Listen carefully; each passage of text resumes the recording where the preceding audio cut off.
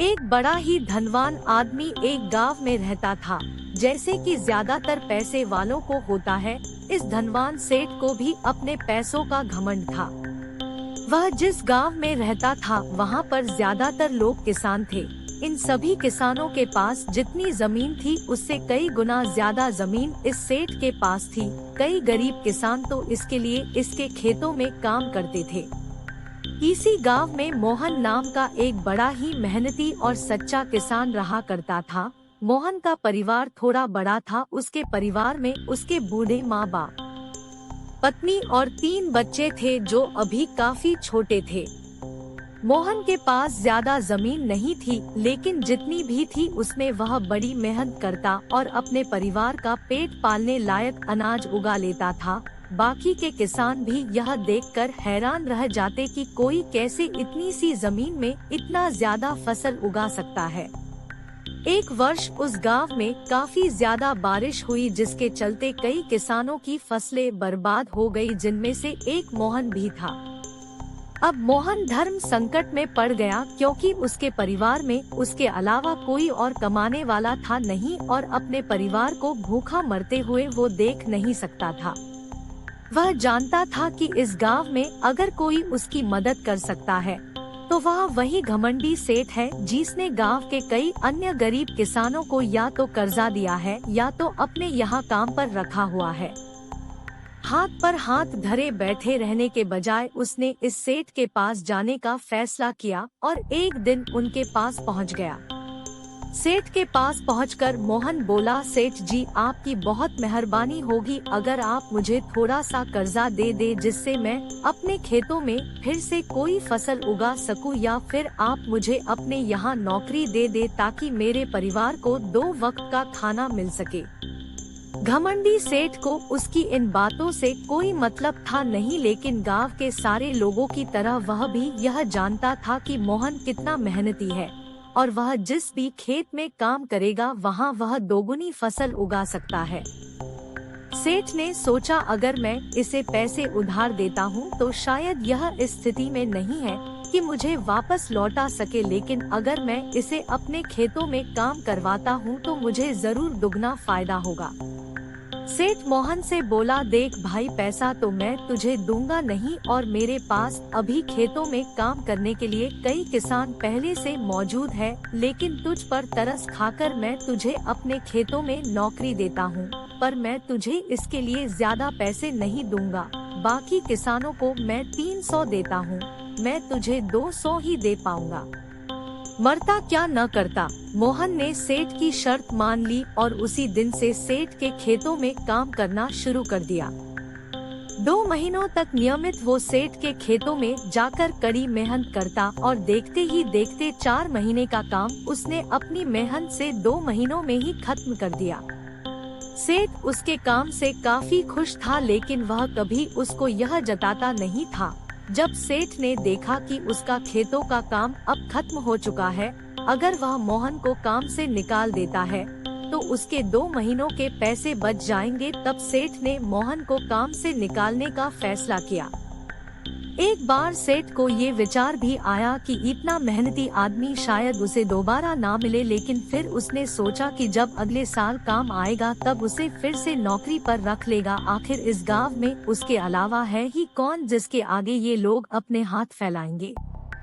एक दिन सेठ ने मोहन को अपने पास बुलाकर उसको उस दिन का पैसा दिया और साथ में यह भी कहा कि कल से तुमको काम पर आने की जरूरत नहीं है। अब मेरे पास तुम्हारे लिए कोई काम नहीं बचा है। जब मेरे पास काम आएगा तो मैं तुम्हें बुला लूंगा। यह सुनकर मोहन का दिल बैठ गया। पिछले 2 महीनों से कम ही सही उसके बच्चों और परिवार के पेट में अन्न का दाना जा तो रहा था, अब वह क्या करेगा। यही सोचकर उसकी आंखों से आंसू निकल आए। मोहन ने सेठ के पैर पकड़ लिए और गिड़गिड़ाने लगा, सेठ जी मुझे इस काम की बहुत जरूरत है, मुझे मत निकालिए।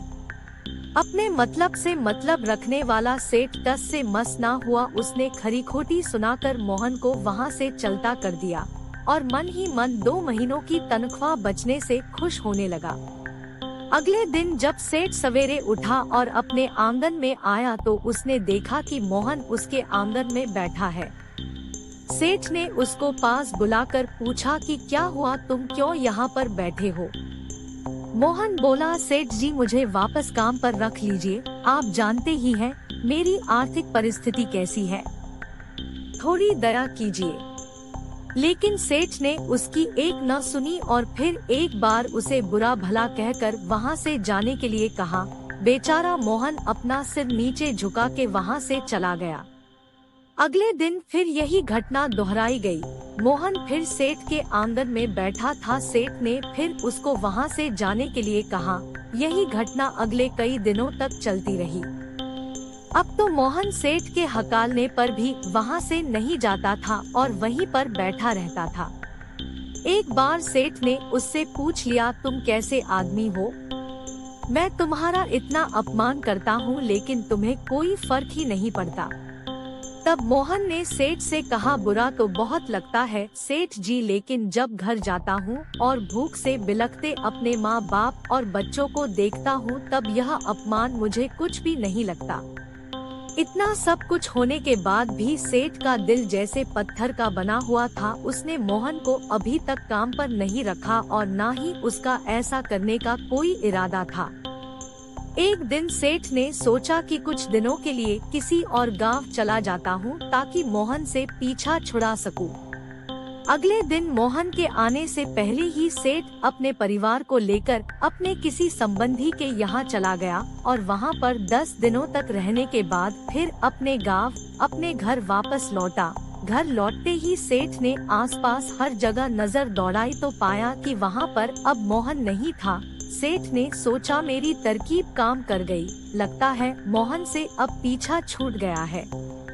हालांकि अब सेठ के द्वार पर मोहन नहीं बैठा था, लेकिन मोहन का विचार अभी भी सेठ के मन में घर कर बैठा था। सेठ सोच रहा था, मोहन इतनी जल्दी हार मानने वाला आदमी तो नहीं दिखता है। उसके साथ क्या हुआ होगा? क्या उसे कहीं कोई और काम मिल गया होगा या फिर और कुछ? इन विचारों ने सेठ को बेचैन कर दिया और आखिरकार सेठ को मोहन की खबर लेने के लिए गांव में जाना पड़ा। सेठ को मोहन का पता नहीं मालूम था, इसलिए अड़ोस पड़ोस के अन्य किसानों से पूछने पर पता चला कि मोहन घायल हो चुका है और अपने घर पर आराम कर रहा है। सेठ ने जब उसके घायल होने का कारण लोगों से पूछा तो सेठ को पता चला कि जब सेठ अपना घर छोड़कर किसी और गांव में गया था तब बंद घर देखकर कुछ चोर उसके यहाँ चोरी करने आए थे, जिनको रोकने की कोशिश करते हुए हाथापाई में मोहन चोटिल हो गया थे। यह सब जानने के बाद सेठ का पत्थर का दिल भी अब मोम की तरह पिघल गया। सेठ को अपने किए पर पछतावा होने लगा। सेठ ने अपने आप को याद दिलाया कि कैसे उसने एक शरीफ और सच्चे आदमी को ज्यादा काम करवा कर भी उसको पूरा पैसा नहीं दिया और जिसको गले से लगाना चाहिए था उसे ठोकर मार कर भगाता रहा। सेठ मोहन का घर का पता पूछकर उसके घर पहुंचा तो देखा कि मोहन की घर की हालत बहुत खराब है। उसका परिवार भूख से बेहाल है और वह खुद अपने हाथ पैर पर चोट के साथ एक खाट में पड़ा हुआ है। यह दृश्य देखकर सेठ की आंखों से आंसू बह निकले। सेठ ने मोहन के पास जाकर उससे सच्चे दिल से माफी मांगी। उसको उसकी मेहनत के पैसे दिए, उसका इलाज करवाया और उसको हमेशा के लिए अपने यहाँ काम पर रख लिया। दोस्तों, इस खूबसूरत कहानी से हमें कई पाठ सीखने के लिए मिलते हैं। कहानी से सीखने लायक पाठ। पहला पाठ, अगर भगवान ने हमें दूसरों से बेहतर जिंदगी दी है तो हमें उसका फायदा नहीं उठाना चाहिए और हो सके तो जरूरतमंदों की जिंदगी में भी सुधार करने की कोशिश करनी चाहिए। दूसरा पाठ, कठिन से कठिन समय में ईमानदारी और सच्चाई का साथ कभी नहीं छोड़ना चाहिए। हाँ, यह मार्ग बड़ा कठिन है लेकिन इसकी मंजिल तक आदमी जरूर पहुँचता है और उसका फल भी अच्छा ही मिलता है। तीसरा पाठ, जब तक हम अपने बारे में सोचना बंद नहीं करते तब तक हम दूसरे के बारे में सोच नहीं सकते और उसका दर्द नहीं समझ सकते। किसी ने खूब कहा है, खुद के लिए जिया तो क्या जिया। दूसरों के लिए जीना ही जिंदगी है।